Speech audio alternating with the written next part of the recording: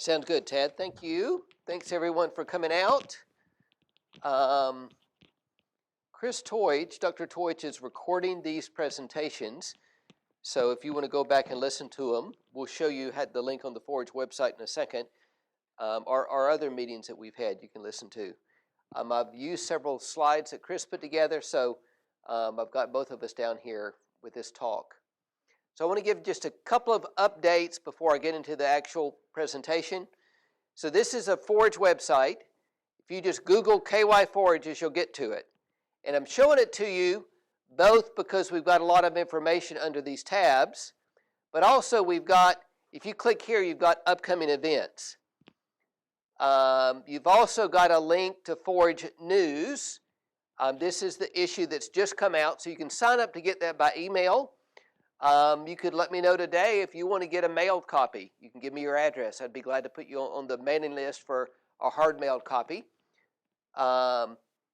We've got one of the things we've announced that many of you have heard is that Bart Hamilton, is Bart here? I heard he was going to be here. He won the Forage Spokesperson contest at the American Forage and Grassland Council meeting. I'm talking about his farming operation. But anyway, the Forage News has a lot of different information, and so encourage you to get that because that comes out monthly. So we've a number of other events. Let me just highlight a couple of other ones. One is a grazing conference called the Heart of America Grazing Conference. It'll be in southern Indiana in February 20th and 21st. Not too far of a drive over there to the southern Indiana. We've also got the Alfalfa and Stored Forage Conference in Cave City. So if any of you particularly are growing cash hay, then this is a great meeting. And again, we call it Alfalfa and Stored Forage. So it's really any kind of hay that's being made. And we've got several talks here about mechanization and improved mechanization. Chris has fencing schools coming up in April. One in Madison County, Chris, and the other one? Allen County. Okay, so you've got one not too far from here in Madison County. Chris, you can talk to Chris about more details on this, but in the morning you've got classroom, but in the afternoon you're learning how to build a really good fence. And they talk about all different fencing types. That's been really popular meetings. I know there's been some up in this area. And then our grazing school, I don't have the full updated program, but that's going to be Princeton this spring, April 25th and 26th. We'll have it in Woodford County again next fall. And then fairly close to here in Covington is the International Grassland Congress in May. There's one-day registration, and it's a full-week program. So if you want to be up to date on the latest happening in the U.S. and around the world related to forages, it's only the third time this meeting has been in the U.S. in 100 years. There's also some pretty amazing tours the week before that date of May 14th and 19th. But I'm talking today mainly about frost seeding clover, but a lot of other considerations that go around that, not just frost seeding clover, but managing your stands. And then Chris will follow up with even more detail about managing stands. So I'm going to use a few of Chris's slides that he came up with some examples of assessing pasture damage. So you might have very light damage, meaning just kind of normal winter grazing, where you've got maybe just a little bit of pugging. So I'll talk about that, what you can do about that. Then we'll talk about you've got more moderate damage, more like we probably see in this winter. And I'm sure on a lot of fields where you're feeding, you've probably got severe damage with the wet weather, with the dry fall. So we'll talk about considerations there. So, kind of normal winter conditions, which I don't know if we've had normal in the last few years. But if you've got a pasture that hasn't been, hasn't been turned into mud, you've been protecting it pretty well, then the recommendations are pretty normal. Soil test, adjust fertility. Some of you may say, well, I can't afford fertilizer, even though the price has come down, it's still really high. But if you know what it is, at least you can make some educated decisions. Maybe even deciding that you're going to feed hay on this pasture or hay field because the fertility is low. I'm going to improve it by feeding hay on it. And Dr. Halich will talk about that a bit later. Rest and recovery. We found in a number of trials where we've seeded forages to look at which one is the best one. There was one a few years ago. And we found out that just resting for a couple of months was as good as some of the seed that we were putting in the ground. Weed control, I'll mention a couple of things on that. With the terrible fall that we had with the dry weather, there's even a lot, there's a lot of bare ground, so there's a lot more weed pressure coming up. And I'll talk about the protocol for frost seeding, and obviously in the spring on any pasture that's damaged, if you can graze it lighter first thing, can make a huge difference. Is there much buttercup up in this country these days? You're not seeing much? You saying yes or no? Yeah, okay. I asked that question because when I first came to Kentucky 18 years ago, you had to get down about Bowling Green and south to see buttercup. And now I'm pretty sure it's pretty well spread all over the state. Terrible weed, a real nuisance. Fortunately, and it has a toxicity, it causes digestive issues, but it's so bitter that typically the animals don't consume it. But the fact they're not consuming it just takes over all the more. So rarely do you see animals suffering, but you definitely see terrible weed issues in the field. When it's cut for hay and dried, the toxin, the ranunculum in buttercup, is detoxified. And so it's one of those weeds that you don't have to worry so much about if you get some of it in hay, where something like poison hemlock, it keeps its toxicity in hay. But my point is, if you've got any kind of weed that's come up and it's affecting the productivity of your pasture, doesn't have to be this bad, then some judicious weed control makes a whole lot of sense. We've got 2 new publications in the back. One of them is this simple chart showing the different weeds and then the different control measures on the back, the different products that will control it. So buttercup is one of those weeds that most of the ones we have are winter annuals. There's a few buttercups that can live over more than 1 year. But if you look on this chart, 2,4-D is good control of buttercup. And on this chart it says February, March is the time to spray. So when you're getting some days in the 50s, a good rule of thumb might be 3 days in a row that the temperature's 50 or above, and it's not going to get below freezing, then that's a good window to spray. We had some windows to spray in the last month. And you may say, well, I can't even tell if it's buttercup. You can get your agents to help you, but if you had a buttercup problem or similar weed problem last year in that field, then you're probably going to have it again this year. You probably already got those seedlings that are up in a good stage to spray. So the chart has the weeds, it has the products, it has the control measures, and then there's a more detailed publication that explains more about the rate. And again, that's a fairly new publication. Tad's just printed some of those there in the back. Now, one of the limitations when I talk about spraying for weeds is often in those same pastures that you've got a bunch of weeds are also thin, and so you'd like to do some frost seeding or some overseeding of grasses.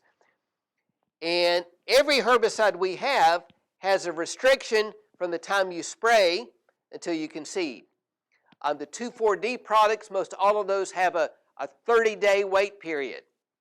So, yeah, you can, if you can get a good window to spray in February and then go back and put some seed down in March, it may be past the frost seeding window, but go in there with a drill, then you'd be okay.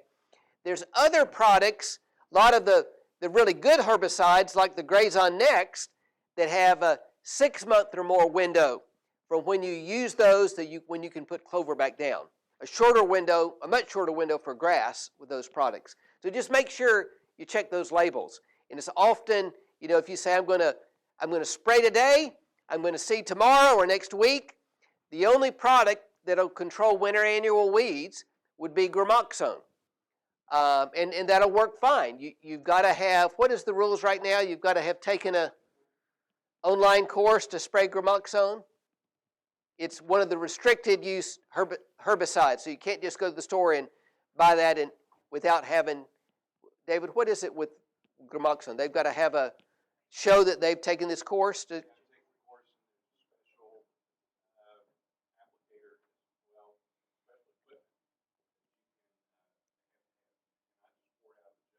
So you pretty much probably need to contract someone to spray gramoxone unless you've gone through all that effort. But that's something that you could spray. It's just a burn back product, but it'll burn back those winter annual weeds and you could seed the next day. Now, let me just show you this example. I'm going to come back to it several times through the day. And I just want to show you a couple of slides that show the difference in a pasture that's rested versus one that was grazed all winter long. And we just dug these up out of the field a few years ago. And here's the growth that happens on these two pastures over a period of 2 weeks. So here it is after 6 days. So you not only is this one growing better on the left, the one that was rested, but you got a bunch of weeds coming up in this one that was grazed all winter. Then you go 9 days, 14 days or 15 days in this case. No question that a pasture rested over winter that wasn't grazed into the ground in the fall is going to come back a lot quicker in the spring. Now you may look at me and say, with our dry weather, all my pastures are grazed down. Hopefully we don't have another fall like we had last fall. But if you can rest a pasture in the fall, even just 1 or 2, you can get earlier growth in the spring. Now another reason I showed this slide is if you're going to frost seed clover, then you do want the pasture grazed close because you don't want competition for those new seedlings. So actually the one on the right is going to give you a better chance of the new clover plants establishing. The one that was rested, or maybe that might be an example of what a hayfield would look like, it's going to be a lot of competition for those new clover seedlings getting started. So late winter, here's things to do to try to get some new establishment on these stands that weren't abused too bad over winter. You want to make sure that seed can reach bare soil. You don't want too much residue. You want to make sure we've still got an adequate freeze-thaw cycle if you're going to frost seed. You want about 4 to 6 weeks of potentially temperatures below freezing at night. So if you get into middle of March and you just throw seed on top of the ground, you're probably not going to get enough frost action to get the seed buried. Definitely when you get to the end of March. And then one of the things that we often forget about, and you can kind of tell it from this picture right here, is that if you frost seed clover or you try to get anything incorporated in an existing stand, if the existing grasses get up way above that clover, it's going to shade it out. So when we talk about controlling competition after seeding, and Chris will probably follow up on this a little bit, we're talking about a quick grazing after the clover gets started, maybe even leaving the animals out there to kind of keep that grass back a little bit more. This is a key thing to have success with frost seeding. Use high quality seed, use the correct seeding rate. We've got a brand new publication that talks about all of these on frost seeding clover. In fact, this is just 2 days old. We don't even have it in official print yet, but I printed this off for you guys to have today. They're in the back. And good seed distribution. I'll come back to that in a little bit. I just found out today when I walked in, and David Appleman mentioned that clover seed is scarce. Because the last I knew, about 2 months ago, in talking to seed company people, they said, oh, we had a good clover seed production in Oregon last year, so supply should be fine. So I went ahead and checked with Brett Reese in southern states in Paris, because David mentioned that local supplies are tight, and he said, yeah, it is tight because New Zealand had a bad seed crop, and so they bought up a lot of the seed from the U.S., and so clover seed is tight, definitely in this region, probably all over the country. So David, you were quoting some pretty high prices for red clover seed, but if you want to put clover seed down this spring, then I'd pretty well guarantee you're not going to find any great deal. So if you want it, you might have to pay that $4, in some cases close to $5 a pound for seed. And if you get a really good deal on clover seed, make sure you know something about it, because it may be you may have no idea what the variety is. It may be something that's not even worth buying. So we talk about frost seeding 6 to 8 pounds of red clover, 1 to 2 pounds of ladino. The fortunate thing with the ladino white clover is even if the price is high, you're talking about quite a small amount to put out there. If you have ground that you don't have the fertility up to the standards that you want to for the clovers, or maybe a lot of us have varied fields, that adding some annual Lespedeza can handle that lower fertility conditions, also gives you the summer production. Okay, we've all seen what it looks like when ground kind of honeycombs, when it freezes. It kind of swells up. If there's enough moisture in the soil, which obviously we have enough moisture, then it honeycombs. So I've thrown down some coated clover seeds so you can see that little blue seed there, and you can see how it's fallen in the cracks once that honeycomb came up there. So that's what we're talking about with frost seeding. And then when it thaws out, the seed is buried. I mean, it takes several periods of freezing and thawing to actually get the seed buried, but it's buried very shallow. We did a demonstration last year. Is this clock correct? That clock is, you got me? And I've got until 10:20? Okay, so I've got 30 minutes. We did a demonstration in quicksand. Now, I'm going to show you half a summer's worth of results.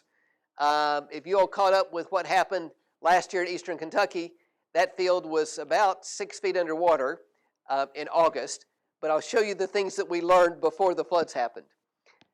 So we did a little demonstration to try to show what kind of difference with what the ground is like before you frost seed. So in mid-February, a year ago, we came in this area, we mowed it, and we used a lawnmower because we were using these small plots, but we mowed it close, simulating close grazing, but we also had a bagger on the mower, so we were removing the residue. So again, that's what cattle would do. They would go in there and they'd graze it close. They'd obviously remove the material and add some manure. We had another area that we didn't mow at all. That might be like if you're trying to get clover into a hay field that's up there and you've got a lot of competition. And this other one, we mowed it down pretty close, but we didn't remove the clippings. We were trying to show with that what would happen if you just go in a bush hog a pasture or a hay field. We hand seeded it.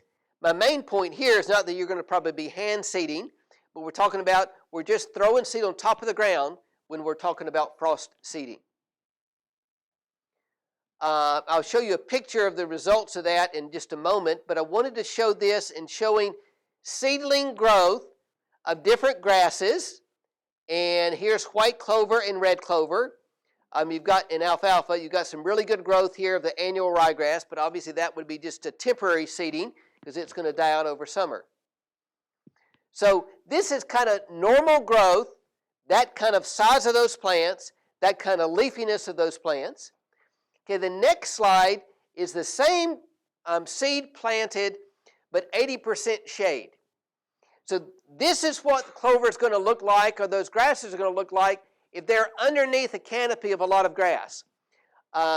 Look at how spindly the red clover, the white clover is in the exact same timing, the exact same seed, just under 80% shade. So this is what you want, healthy plants that are well leafed out. You don't want spindly plants that are reaching up for the sunlight that probably aren't going to make it. Okay, here's a photo taken in July. So frost seeded in February. We first started seeing a little bit of clover coming up in April. And we had some pictures we could show in early June. This is July 7th. Any guesses as to what this plot was? I talked about one that we mowed close and we removed the clippings, like a close grazing. A night and day difference where we didn't have the competition. We came back in May and removed this, kind of like a early hay cutting to remove the competition, and then we let it go. We took another cutting after this. So removing that competition is critical. So what if you have moderate damage in a pasture? What are your options? Again, it's always good to soil test, adjust the fertility, or as I mentioned earlier, at least find out what your levels are.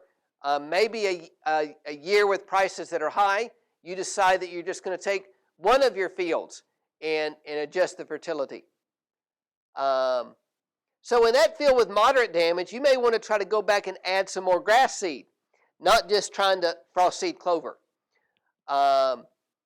So 10 to 15 pounds of tall fescue, 6 to 8 pounds of orchard grass would be kind of like an overseeding rate, or maybe you're using both of those. Fescue is obviously going to be a tougher grass. An advantage of orchard grass, not only is there good quality, but orchard grass is the most shade-tolerant grass we have. So you've got a better chance of establishing orchard grass into an existing stand than you do with most anything else. Ideally, if you're trying to put grasses in, use a no-till drill. Frost seeding is about a 50-50 proposition with grasses. Throwing grasses on top of the ground in February, they're light and fluffy. They kind of stay up on top of that honeycomb. They're not buried as well as the clover seed. But you'd be better to put some grass seed out on that bare ground than not put any out at all. It's just that you've got a 50-50 chance that it may not pay off. That's why we usually always talk about seeding grasses in the fall. Light tillage could be an option. You don't have a no-till drill. You're wanting to put grasses. I just said frost seeding doesn't work so well. So you could go through there with disc set kind of straight. So they're not tearing the ground up. They're just cutting slits. Broadcast seed. Then go back and drag it, or even better, cultipack it. That's going to get good soil to seed contact. So again, we don't want a lot of growth. We want it down close. You want to see the sole of your shoe. And you want to control competition, not at this stage, but once it gets up taller. A few things with the no-till drill. Obviously it's more effort and attention to detail, but more consistent results because you're putting seed in contact with the soil. A couple of other aspects of the no-till drill. Best method for alfalfa and grasses, again, suppressing the sod if you're going to an existing stand. Calibrate the drill prior to seeding. On our forage website, under the establishment section, Chris has a really good video on calibrating no-till drills. I've got a video up there about calibrating a spinner type spreader. We've got a couple of, Chris has just a short video just overviewing frost seeding, kind of a mini version of the presentation that I'm giving you. So when we say calibrate the drill, we're just kind of saying make sure that you've got the right seeding rate. The drill's putting out what you want it to put out. You may decide not to go to the effort to go through our detailed drill calibration, but at least put a known amount of seed in the hopper, and seed and you put enough seed to go 2 acres. Make sure that it's working out that way. If you put 50 pounds of seed in the hopper, and then you go 5 acres and it's all gone, and you wanted to go at a 5-pound seeding rate, and you ended up going to 10 pound, you've spent a lot of money with clover seed expensive right now. One of the most important things is checking seeding depth. on a no-till drill, because often no-till drill will get it too deep if you're not really careful with that seeding depth.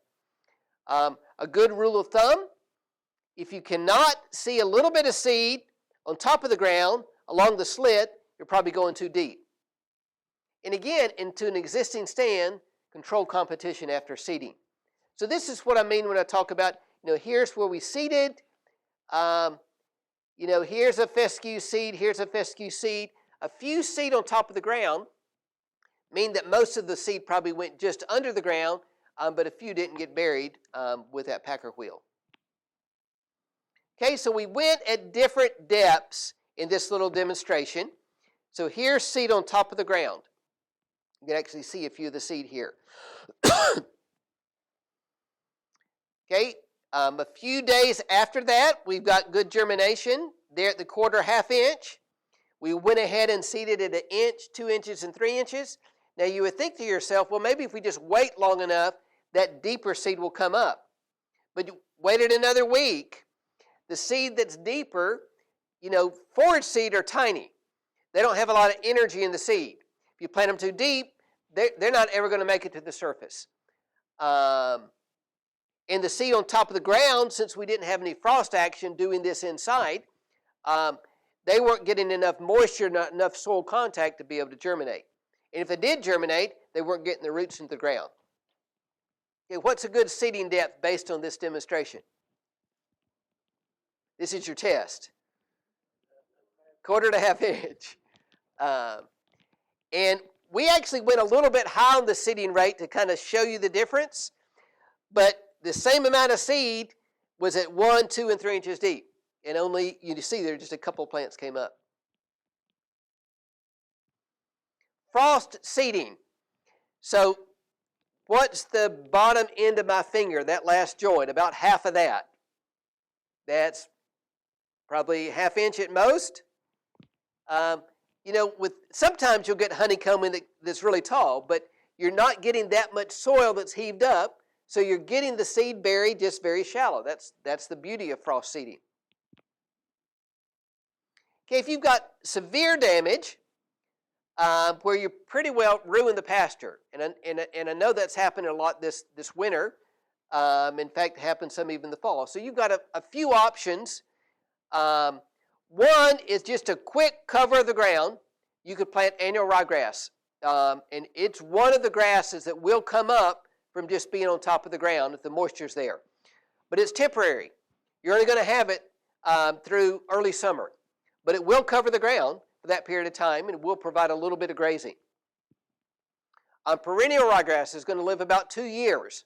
So some people will do a mixture of annual to come up really quick, perennial that comes up quick and grows well. But again, it's a temporary stand, temporary fix. If you really need some forage, and maybe you need a hay cutting, spring oats planted in mid-March will give about 2 tons of production in 2 months. Pretty high quality production. So spring oats in that bare ground. If you fed all winter, you probably don't need any fertilizer. If you haven't fed on that area, then adding 50 pounds of nitrogen, you've got that kind of almost guaranteed 2 tons of yield. Now, I don't mean just throwing oats on top of the ground, or I don't mean seeding it into existing pasture. I mean where you've got bare ground, so you don't have competition. Chris is going to talk. You've got a few slides on crabgrass, Chris, don't you? Yeah. So that's another option. There's some seeded types of crabgrass that you can do, and Chris will talk about that more in his presentation.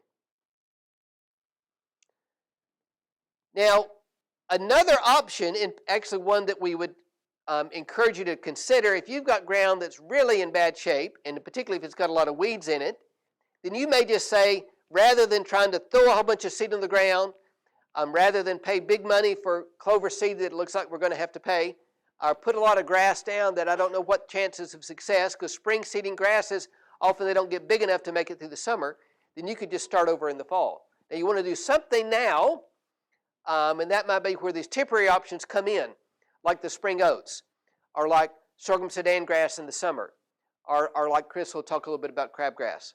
But getting ready to seed next fall and do it right and do it in a good timing and controlling the weeds ahead of time can make a lot of sense.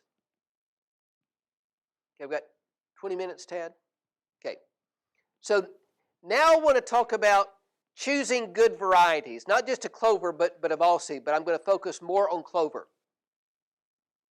Now this is actually a picture in Australia. Actually the farm some of you guys went on when we had the tour over there in 2013, the McClinigan farm. They found that red clover was a great, I guess I'll use the word insurance or guarantee when they got into dry weather.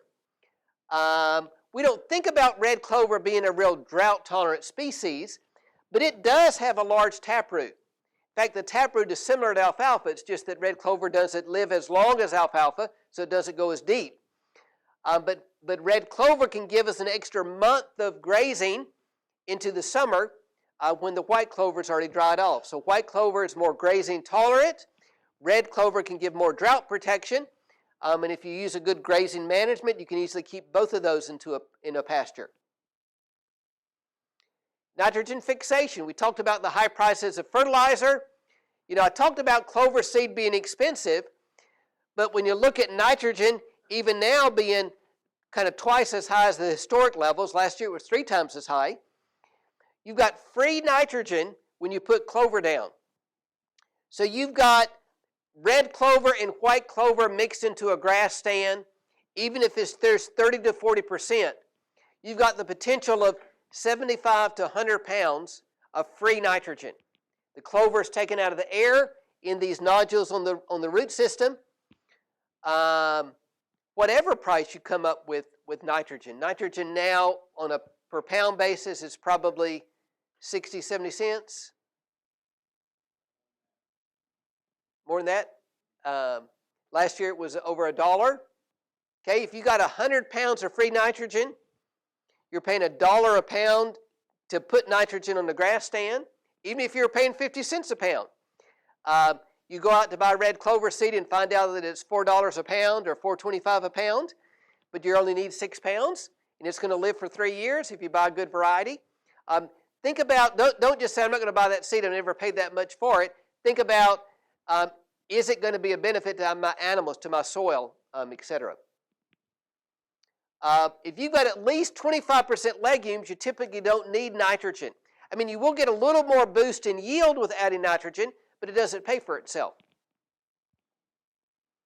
If you're buying white clover seed, the ladino types are they have more production, more growth than a white Dutch clover, or than you can buy some varieties of white Dutch clover, but more of it is that's just kind of what's there. That's what we have anyway. And so planting a ladino type is going to give you more production. I've already mentioned our new publication on frost seeding, and it goes through what I've talked about, but a lot more tips. In fact, we've got a really nice little frost seeding at a glance, going through, here's the essentials of what you need to do, but the whole publication is just 3 pages. Okay, those of you that know Dr. Henning, this was a photo probably 30 years ago. He was showing the benefit of planting an improved variety of red clover over buying common seed. Now, when you go to the store, on the seed bag, it's not going to say common red clover seed. It's going to say medium red clover. But if you look on the tag, the seed tag, it's going to have something like VNS, variety not stated. You're not going to see a name of a variety. So you have to do a little investigation to find out, is it a variety, is it an improved variety or is it not? But that will be listed on the seed tag. One of the good guarantees is if it has a blue tag on it, it means it's certified. It means it's guaranteed to be an improved variety. The problem is a lot of companies now aren't going to the effort of getting the seed certified. So then you've got to trust that company is selling you a proprietary variety. Yes, Chris? I think Jimmy did some work with a Kenland red clover that was variety not stated. So it'll say Kenland on the bag, but it's not certified. And then a Kenland that was certified. The production of the Kenland that was certified was, I think, 30 or 40% higher than the non-certified. Yes, Chris, and I'll show a slide of that in a second. So Kinlan is still a good variety, but it was released back in the 40s actually, but it was developed in Kentucky. It's very adapted, but you got to make sure that that seed has a blue tag on it, because there's a lot of things sold as Kinlan, but without the blue tag, you have no idea what they put in the bag. I mean, the company shouldn't call it Kinlan unless it is, but you've got the blue tag is the guarantee. Here's certified Kinlan to my right, and common seed to the left. We're talking about survival of that variety not stated seed. Your first year, if you use any red clover seed that you can buy, you're going to be okay the first year and the beginning of the second year. But after a year and a half, that common seed or variety not stated just plays out. So go to our website, go to Variety Trials for more information. You've got all of the ones listed, all of the tests we did last year. I've got copies of our long-term summary in the back. But if you want a lot of detail, you can go to the individual red and white clover report. Look at the data. Let me show you a close-up of the data.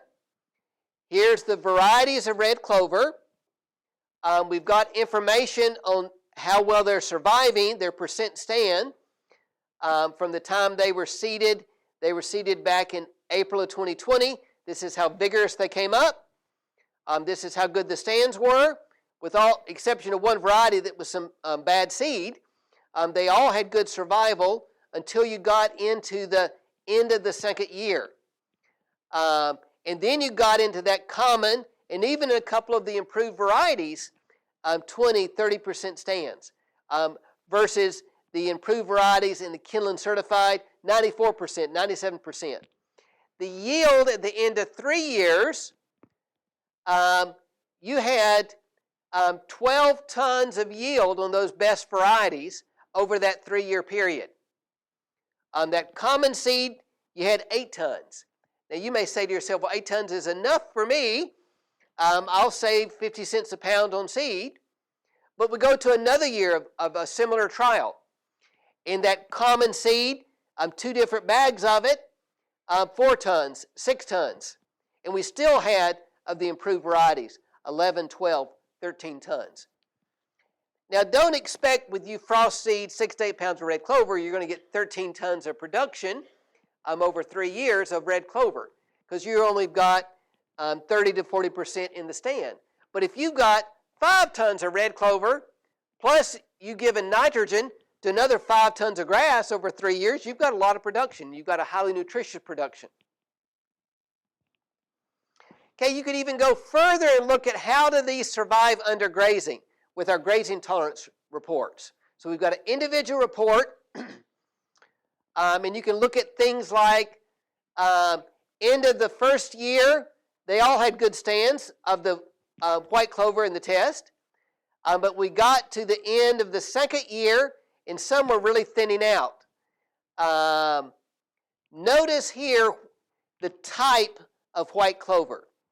Okay, we have a Ladino type, we have an intermediate type. I haven't mentioned intermediate yet. Plant breeders realized a long time ago that the Dutch white clover survives better than the Ladino, but the Ladino has better yield. So they started breeding an intermediate or hybrid type of white clover. And that's what it means by the intermediate. And the top varieties in the test that we were looking at under grazing were those in the intermediate category. So if you're finding, so I would still encourage people to plan to plant a Ladino type white clover. But it's going to need rotational grazing to stay in the stand. If you say, well, those fields, I don't know that I can actually give them a very long rest period. I know that there's going to be 3 months of the year they're going to be continuously grazed. If you know that you're going to be grazing them hard, then definitely the intermediate type are going to give you a better chance for survival, but still improved yield over the wild type, just Dutch white clover. So we've also got, and I've got copies, as I mentioned, this long-term summary. In it, you can go to any different forage species, everything from crabgrass to sorghum sudan grass to red clover to white clover to alfalfa to orchard grass, and you get a big giant table like this. Now, I'm not expecting you to read this. You can look at it on your own, but here's a close-up of that table. Here's red clover. Here's the varieties. Here's the seed company that either entered it into the test or sells it locally, like Turner Seed out of Winchester. And then you've got a whole bunch of columns. Each one of those columns is a separate test going all the way back to 2004. And we've given yield based on, or performance based on percentage. So when you look at that chart, 100 would mean average. So Freedom right here in this particular test, this column, it was average. Freedom MR was 114% of average. But the main thing I want to encourage you to look at is the last column, the column on the right. You're looking for varieties that were better than 100%. You know, you're going to the seed store to buy something, you say, I want to make sure that it's at least better than average.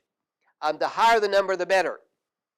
And in the back side, we have in parentheses how many tests it's been in.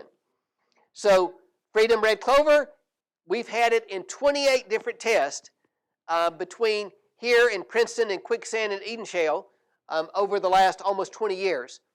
So that 111% are the 28 tests of Kinlan certified, 110%. You've got a pretty good guarantee it's better than average. Now you may have another variety that's only been in 2 tests, it's 107. I mean, that's better than something that's below 100, but you don't have as good a guarantee. Might have been those were just 2 good years. And Chris made the comment about Kinlan certified with a blue tag, 110% of average. Kinlan uncertified, meaning it was just, I mean, we actually bought the bag at a store, but it didn't have the blue tag on it, but it had Kinlan printed on the bag, 70%. In essence, that's variety not stated seed. That's common seed that's been mislabeled. Okay, so when you get down and you're trying to decide, you got 2 varieties at the local seed store. Which one? Go to that summary page. I mean, whether it's red clover or any forage we're looking at, you've got 2 or 3 or 4 varieties. You're trying to decide what one to use. Look and see if one is clearly superior. Look at the individual reports if you want even more data about how their survival over time was, their maturity, their yield. Then, if both look good, ask about the price. But don't go in a store and ask what's the cheapest seed. I mean, you can do that, but make sure you cross-reference that it's going to actually have good survival.